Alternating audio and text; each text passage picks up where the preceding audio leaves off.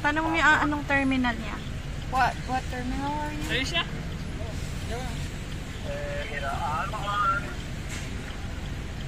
Anong terminal? Anong terminal daw siya? Ano suot niya? Siya daw, anong terminal siya? Nasaan? What terminal are you? I mean, well, actually, I'm more at the shuttle bus leader taxi. Oh, I see now. We're in ground transportation. I gotta go down, right? Probably. Sabi mo na dito tayo sa terminal 1. We're outside. Okay, wait. I think I know, but you said you're in 4, right? No.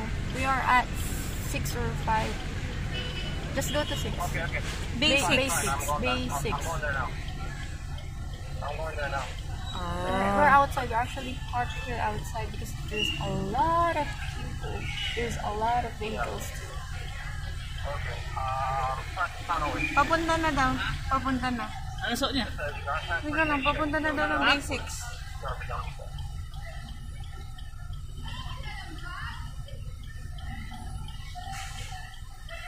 Ako at ang mga abang. Oo, ikaw dapat. Ito mo naman agad yung sa likod. Nakaplo siya. Bigyan mo yun.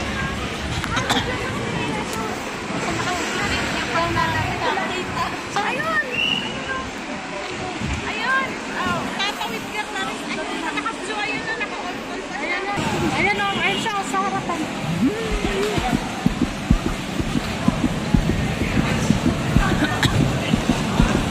Wow!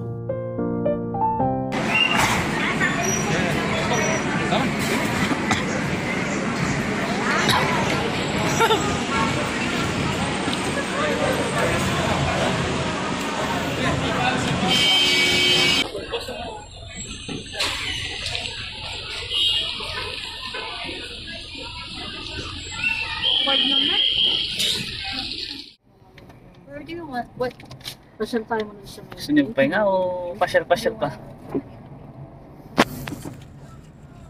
Right now? Or you wanna go? Kasi ano na malapit. We're flying for 14 hours. Gusto niyo na. It's fine, yeah, let's go. It don't matter. I got energy, it's fine. Yeah. You sure? Yeah, it's cool. Saan daw tayo?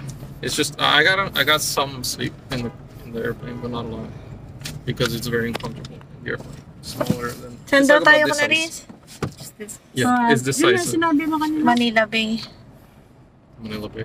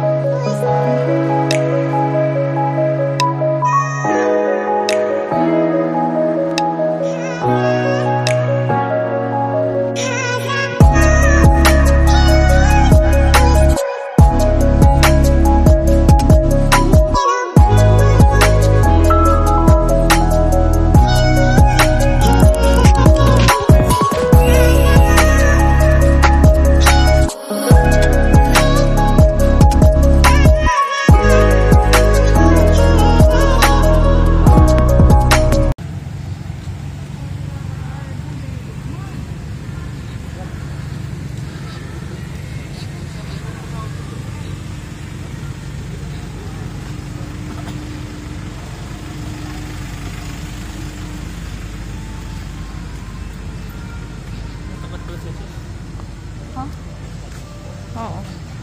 Natangkad siya.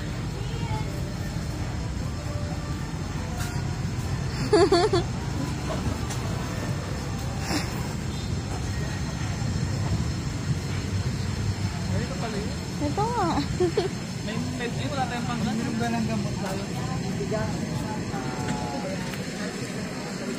Basta pag ganun ng raso rin yun.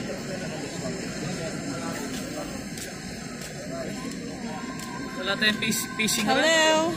Hello, Jesus. What do you say about Manila Bay? Very dark, but at least it's lively. It's lively. I mean, right here it's dark. It's, I like how it's lively here at night. What about the vibes? Vibe? The lighting? That's so a relaxing vibe.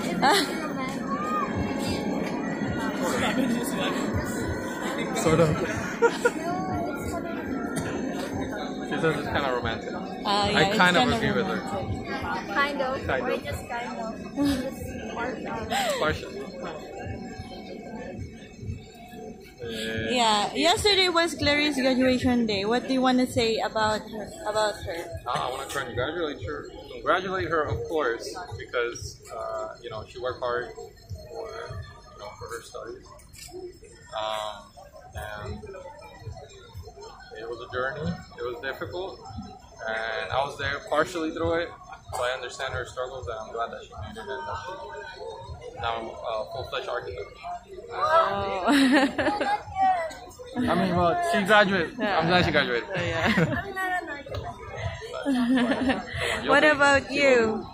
I would want to give my appreciation to, of course, my partner.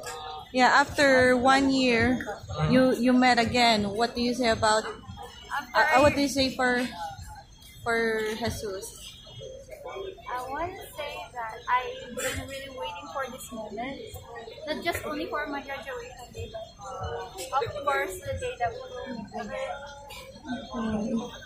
Yeah, I've been waiting for this. Who wants to say I love you first? Kiss. Kiss.